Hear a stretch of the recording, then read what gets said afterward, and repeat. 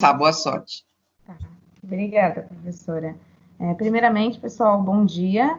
O nosso seminário é sobre o livro A Meta, do autor Eliyahu Goldratt. Esse é um livro considerado um best-seller no meio administrativo e é muito lido, né, por professores e de administração e aplicado em faculdades.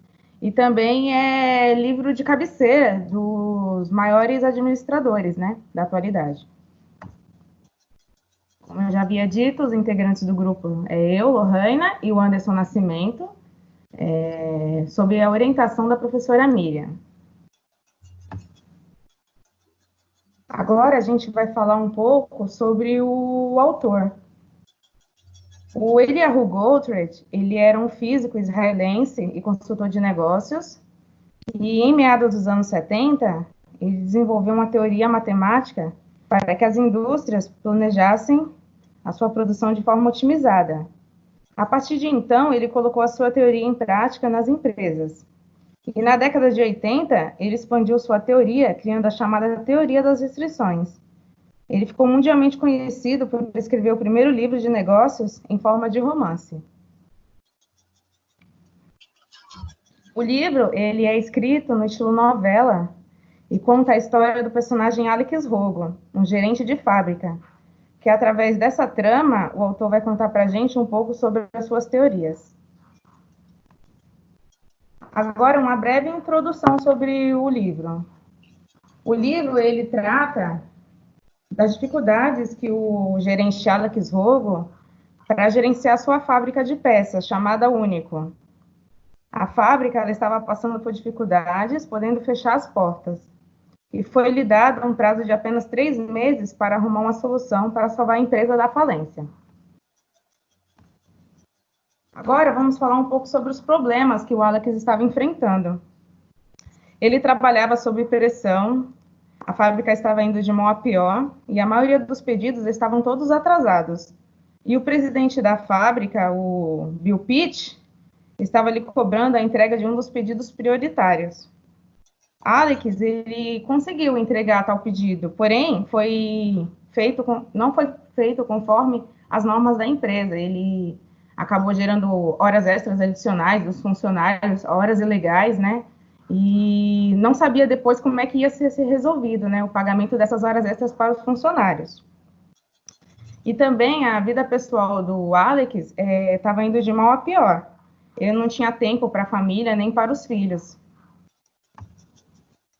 O Alex, ele não compreendia porque a empresa estava indo tão mal.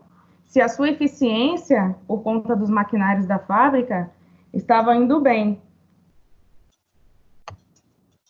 E nesse quesito, nem sempre o lucro é proporcional à eficiência. Isso quer dizer que, às vezes, ser eficiente em uma etapa pode ser prejudicial a outras. Veremos mais no decorrer da apresentação. Agora eu vou passar a fala para o Anderson. Bom dia a todos. Então, após muita cobrança, Alex tinha que reduzir o custo e aumentar a produtividade.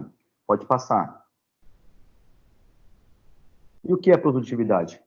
Produtividade nada mais é que o ato de fazer a empresa ficar mais próximo da sua meta.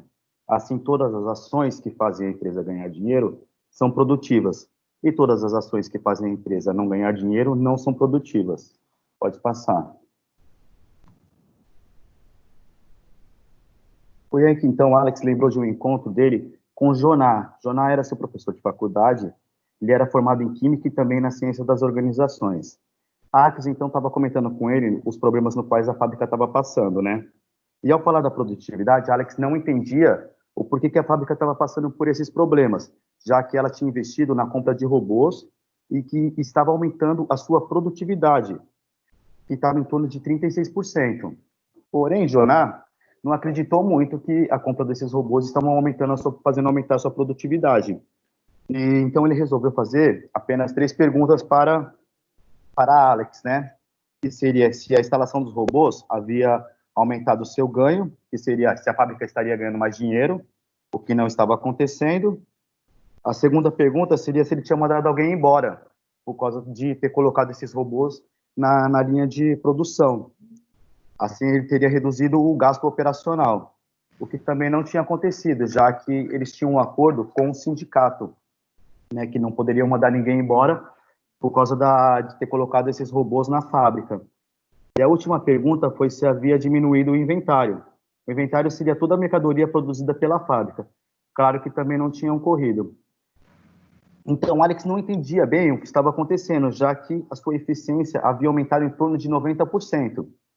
Zonar até acha meio engraçado, né, que ele até concorda com isso, já que a eficiência tinha aumentado devido os robôs ficarem trabalhando a todo momento. E eles trabalhando a todo momento gerava um aumento de inventário cada vez maior. Por isso que a fábrica estava cheia de produtos até quase o teto, né? Então, o jornal fez a pergunta-chave para Alex, se ele sabia qual que era a meta da sua empresa. Pode passar.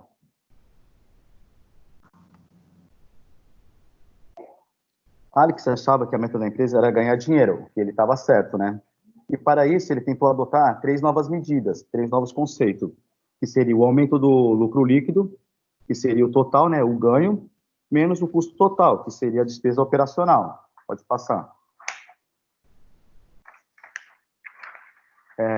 Também tem o ROI, que é o retorno sobre investimento, que seria o capital investido na empresa, em diversas áreas.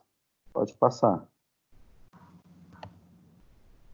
E também o fluxo de caixa, aumentando o fluxo de caixa, que seria ter o dinheiro para pagar os fornecedores no prazo correto, que é essencial para uma empresa. Na verdade, Alex viu que isso aí era apenas medidas para alcançar a meta. Então, na verdade, qual que seria essa meta? A meta, fica claro que a meta é fazer com que a empresa ganhe dinheiro.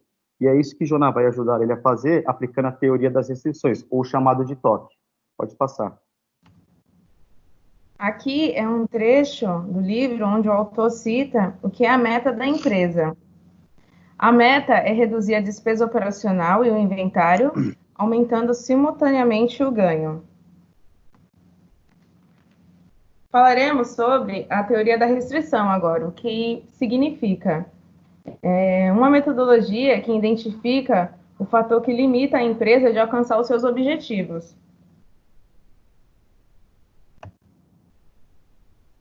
A teoria das restrições, como a gente vai medir? Aumentando o rendimento, reduzindo o estoque e reduzindo as despesas operacionais. O que seriam esses fatores? O ganho é o índice pelo qual a empresa ganha dinheiro através das vendas. O outro fator é o inventário. É todo o dinheiro que a empresa investiu na compra de materiais que ela pretende vender. E a despesa operacional, que é todo o recurso que a empresa gasta a fim de transformar o investimento em ganho. Aqui tem uma tabela com exemplos do que é a despesa operacional. Aqui está dividido em custos fixos e custos variáveis, né? Então, um exemplo de despesa operacional é o aluguel, o salário de funcionários, a depreciação de máquinas, os insumos, né, que são os materiais de limpeza, escritório e tudo mais. E os custos variáveis, energia elétrica, gasto com fretes, manutenção de máquina e equipamentos, e pagamento de horas extras e premiações dos funcionários.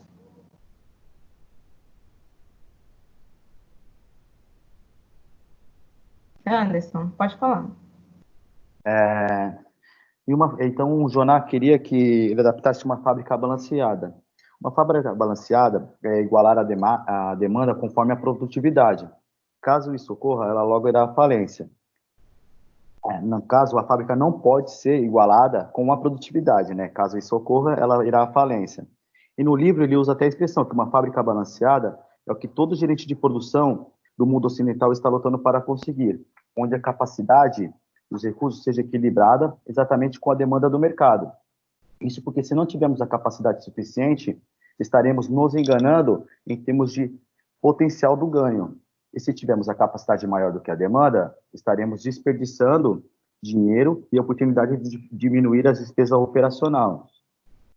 E sabe por que que nessas tentativas ninguém nunca foi bem sucedido em dirigir uma fábrica balanceada? Por um simples motivo, que seria as condições, elas estão sempre se alterando, né? Uma fábrica ou qualquer outra empresa está sujeita a vários tipos de imprevisto. Sendo assim, o importante é que o fluxo esteja sempre equilibrado Ou seja, encontrar o equilíbrio na forma que a empresa gera seu dinheiro e os outros recursos. Isso é identificado como gargalos de sistema. Pode passar.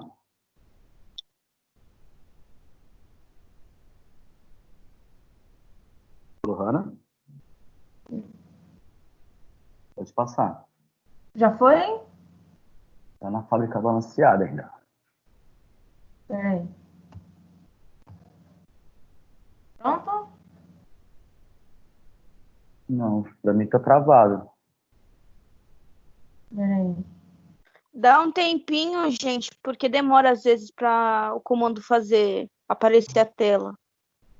Foi, Anderson? Foi, agora foi. Vamos lá. Tá. E isso ocorre por causa de dois fenômenos, né? Que tem em toda a fábrica, que são as flutuações estatísticas e os eventos dependentes. Flutuações estatísticas e eventos dependentes é outro conceito apresentado no livro, que deveriam ser observados nas máquinas da fábrica. Através disso, se é esclarecido que não existe um sistema perfeito de produção. No livro, Joná explica que os eventos dependentes seriam um evento ou uma série de eventos que depende de um para começar o outro. E a grande jogada ocorre quando esses eventos dependentes entram em combinação com outro fenômeno, que é a flutuação estatística. O que seria essa flutuação? São influências que causam a variação da capacidade da demanda e dos processos produtivos. Ou seja, identificar as flutuações estatísticas é possível chegar à capacidade média de cada processo. Pode passar.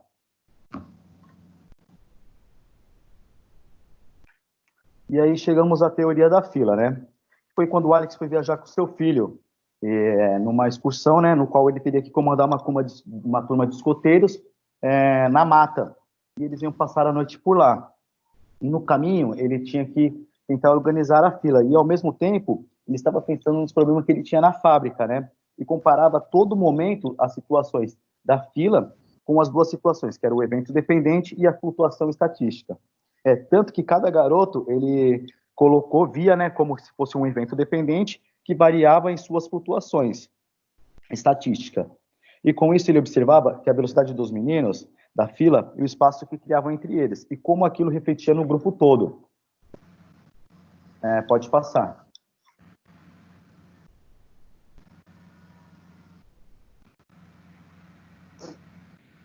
Então, após várias configurações na fila, que cada vez o espaço aumentava e um ficava mais longe do outro, Alex, então, após resolver várias mudanças, ele viu que tinha um rapaz, né, um garoto, que era um pouco mais lento, né? E ele decide colocar ele para puxar a fila. O nome dele era Heber.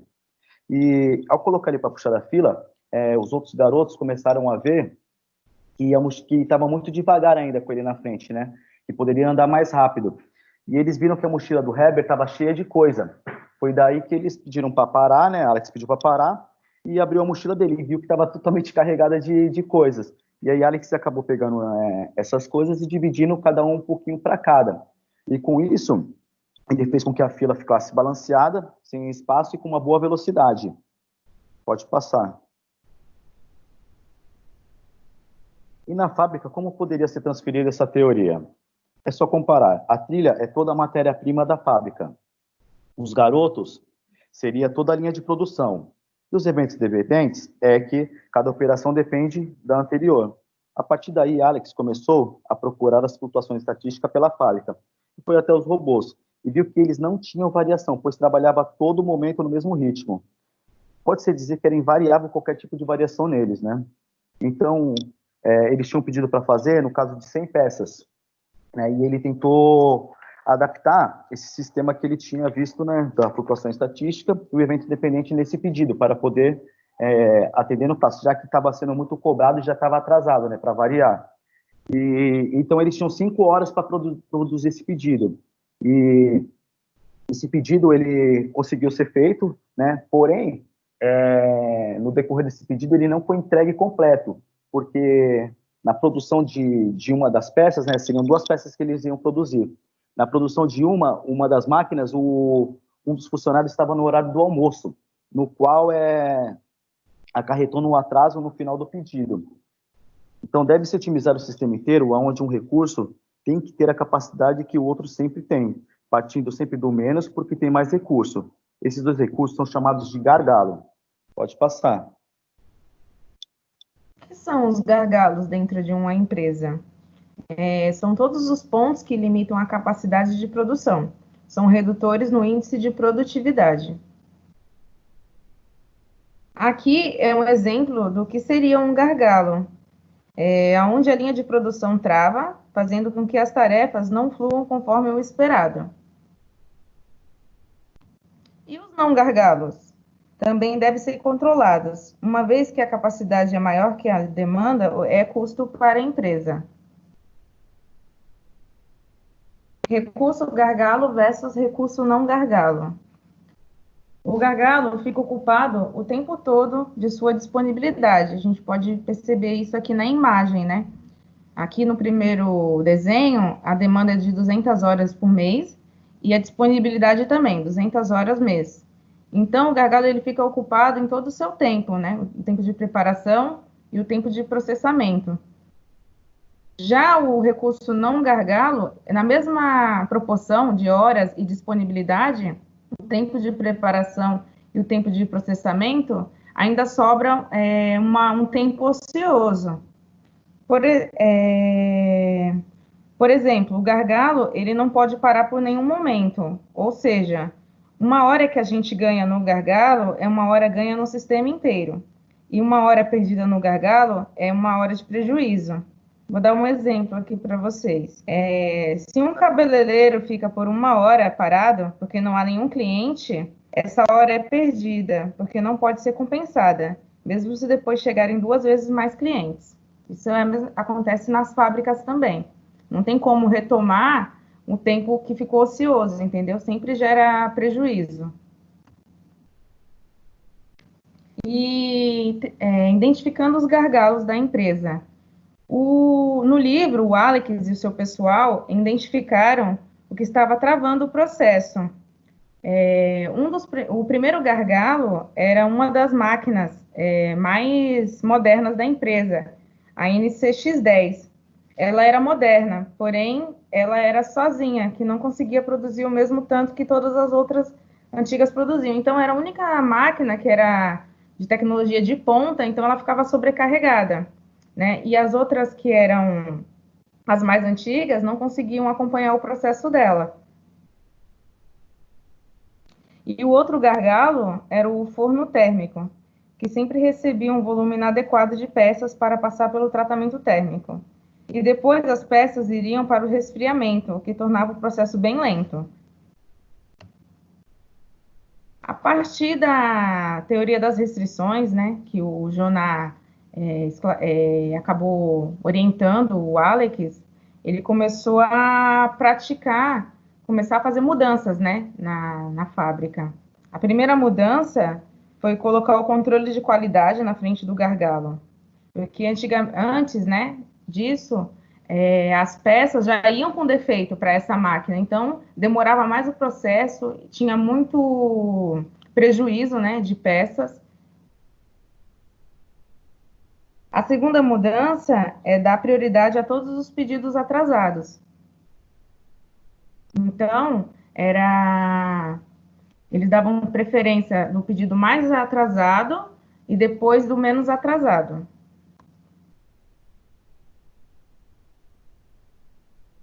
Uma das outras mudanças foi um método parecido com o método Kanban, que eles priorizavam as peças, né, a preparação das peças. Com a etiqueta vermelha, eles identificavam as peças com maior prioridade, e com a etiqueta verde, eles sinalizavam as que não tinham tanta prioridade assim. Agora, Anderson, pode falar. E com essas mudanças, os resultados começaram a aparecer, né? E as mudanças aliviadas, que o Alex fez aliviando o CQ na frente do gargalo, assim ele conseguia passar peças que não tinham problema por ele, né? Então não ocupavam o espaço dentro de um gargalo. E nesse mês eles bateram um recorde de vendas, com mais de 3 milhões de vendas. Além disso, não havia nenhum pedido em atraso, né? E o inventário também tinha uma redução líquida de 12%. Tanto que Bill Pitt, né, que era o vice-presidente da fábrica, ligou para parabenizar ele, né? Pode passar. Porém, com esse novo aumento de demanda, surgiram novos gargalos. O que estava acontecendo é que a produção de prioridade, no caso, a prioridade das peças vermelhas, como elas tinham sido prioridade, elas não estavam tendo tempo de produzir as verdes. O aumento de ganho sobrecarregou a fábrica e os outros recursos, ou seja, os gargalos mais produtivos gerou uma demanda maior aos outros centros de trabalho. Então, eles terão que passar pelo todo o sistema novamente para achar aonde que está esse gargalo, né? Aonde que está fazendo com que os pedidos ficassem atrasados. Então, o Alex entrou em contato novamente com o Joná, né? Para passar as mudanças que tinham feito, tal, para ver se ele tinha alguma solução para poder ajudar. Foi daí que o Joná foi até a fábrica e viu que estava tudo certo, que os materiais estavam chegando, tudo normal, tudo funcionando, que era improvável que tivesse formado um novo gargalo. Então foi aí que ele chegou até a frisadora, né, que era outro maquinário da fábrica, e viu que tinha pilhas e pilhas de peças verdes ali na frente dela. E aí ele foi e perguntou para o chefe do setor por que estava ocorrendo aquilo, né? E o chefe do setor afirmou que estava seguindo simplesmente o novo programa de prioridade, que era da prioridade às peças vermelhas e depois às verdes, né? E o que estava ocasionando isso é que a fábrica estava trabalhando o tempo todo sem parar, e o que estava levando um inventário lá em cima. Então ele explica que as frisadoras não são um gargalo, e ela foi transformada em um gargalo por eles. Devido ao aumento de ganho, eles continuaram a carregar a fábrica de inventário, para não deixar os empregados parados. Assim, eles trabalharam o tempo todo, gerando uma capacidade maior do que a frisadora tinha, formando então esse novo gargalo. Com isso, eram processadas as peças vermelhas e as verdes ficavam empilhadas, pois era a prioridade. E devido a esse grande número de peças produzidas, bloqueou o fluxo em outro centro de trabalho, evitando que as peças chegassem à montagem final. Então, na verdade, o que aconteceu? Que ao liberar material aos gargalos, sobrecarregou outro setor. Por isso, tem que ser feito tudo conforme a demanda, trabalhando acima da capacidade. Com certeza vai acarretar em problemas. Pode passar.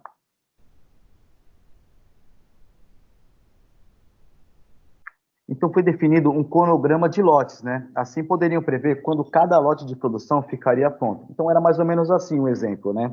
No dia 5, a NCX-10 começava a produção do lote de etiquetas vermelhas. E no mesmo dia, a máquina XWY25 começa a produção do lote de etiqueta verde. Já no dia 6, era a vez das peças de lote vermelha ir para o forno e as verdes para a frisadora. E no dia 7, as peças vermelhas e as verdes chegariam à montagem final. Assim, o produto estaria pronto para venda a partir do dia 8. Pode passar.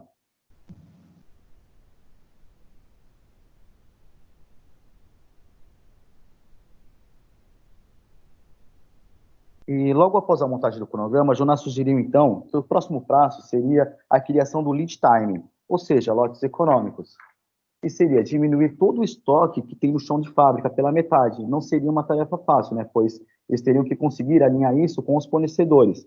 Afinal, eles teriam que entregar mais vezes na fábrica, porém em menos quantidade, assim diminuindo o lote na metade. Eles conseguiriam diminuir pela metade também o tempo que o produto ficava na fábrica parado, que era tempo de dinheiro, né? Já que estava ocupando espaço. Desde o tempo que ele entra até a hora que ele sai. Assim, o cliente ia poder receber mais rápido o produto. Para agilizar esse processo, ele é dividido em 4 fases. A preparação, que seria o tempo que a peça gasta esperando por um recurso, enquanto ela está sendo preparada para trabalhar essa peça. O tempo de processo, que é o tempo que ela gasta sendo preparada para se tornar mais valiosa. O terceiro seria a fila, que é o tempo que ela gasta nessa fila de um recurso, enquanto ela espera uma outra peça. E o quarto, que é o tempo de espera, é o tempo que ela espera, mas não por um recurso, mas sim por uma outra peça, para que elas sejam montadas juntas, né? Então, Joná completa que a preparação é um processo, não são o mais importante, mas sim a fila e a espera, pois elas que fazem as peças ficar por mais tempo na fábrica, né? Então, segundo a fórmula de lotes, diminuindo os lotes pela metade, também vai diminuir o tempo de processar esse lote. Assim vai ser reduzido também a fila e a espera pela metade. Reduzindo as duas, reduz o tempo que elas ficam na fábrica. Assim, o giro se torna mais rápido e o cliente também recebe o produto mais rápido. Isso fez com que Alex fosse até o marketing, né, e renegociasse pela metade o prazo de entrega. Antigamente, o prazo de entrega deles eram de 4 semanas, e fazendo essa redução de lote, esse lead time, eles conseguiriam diminuir em 2 semanas o prazo de entrega. E o marketing não acreditou muito que ele ia conseguir fazer isso, né? Então, resolveu dar uma chance para ele, e o que aconteceu com o sucesso, né? Começou a gerar pedidos grandes, e a fábrica conseguiu atingir metas surpreendentes, onde Bill Pitt, né, que era o vice-presidente, conseguiu a sua promoção, e Alex foi convidado para ficar no lugar dele, assumindo o cargo de gerente da divisão, que era o que ele tanto queria, né? Pode passar. Só voltando aqui, as etapas, né, do lead time, a primeira é o pedido feito pelo cliente, a segunda etapa é a sua produção, e a terceira etapa, a conferência antes de enviar para o cliente, para ver se está tudo certo, e a quarta é o envio. Pronto. Pode falar, Anderson. Então, e agora a gente vai falar um pouco da teoria da corda e pulmão, né? Assim que ela faz também parte da teoria das restrições, o toque. O tambor, na verdade, seria o gargalo, pois ele quem determina o ritmo. O exemplo usado no livro foi o exemplo da filha dele, né? Que ao bater o tambor, ia funcionar conforme um desfile, pois ali havia uma sincronia no desfile, né? Onde eles andavam tudo num padrão conforme a batida do tambor, não havendo intervalo nem espaço, né? A corda já ela representa o inventário, pois ela é quem libera o material para a fábrica, sincronizando o sistema a manter o ritmo do tambor. O exemplo que o filho dele deu, que se amarrasse a corda na cintura deles, ia manter sempre o mesmo espaçamento, nada mais. Isso representa que a fila nunca poderia estar maior do que a corda. Ela deveria ter o mesmo comprimento, pois assim poderia controlar com precisão, fazendo com que todos andem na mesma velocidade. E o pulmão? O pulmão é quem protege o gargalo de imprevisto, mantendo o abastecimento contínuo, para que nenhum gargalo pare, e assim não gerando desperdício de ganho. Não gerando desperdício de ganho. Também controla a corda, pois caso ela mande mais material do que o necessário, ele o informa para diminuir o ritmo. Essa teoria do tambor, corda e pulmão mantém a sincronia da fábrica e só tem a crescer. Pode passar. Por fim, vamos falar sobre os 5 passos da teoria das restrições, né? O primeiro passo é identificar as restrições do sistema, identificação dos gargalos. O segundo passo é explorar, né, o que o gargalo tem, tirar o máximo proveito, ou seja, obter o melhor resultado possível dentro da sua condição.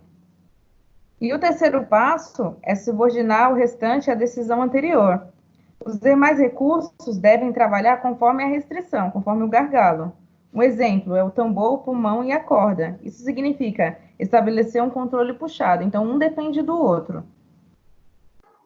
E o quarto gargalo é elevar a restrição, ou aumentar a sua capacidade.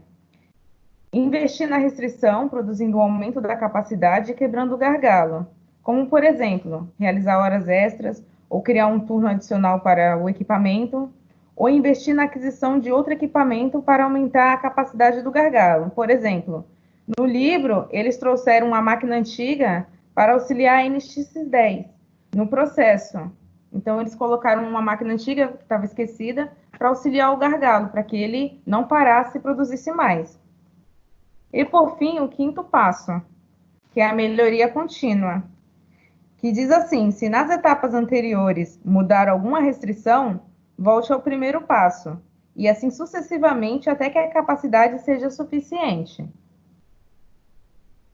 A conclusão do nosso trabalho é que o Alex ele conseguiu aplicar com eficiência a teoria das restrições na fábrica, garantindo seu funcionamento e alcançando a meta da empresa. Tais feitos foram tão importantes que o Rogo ele ganhou uma promoção para gerenciar outras 3 fábricas da companhia. O livro A Meta mostra que nem sempre o sucesso das empresas dão-se pela eficiência e produtividade. Esses 2 fatores podem elevar os seus estoques e suas despesas operacionais, assim diminuindo o ganho e ficando cada vez mais longe da sua meta. É isso, gente. Obrigada. Parabéns.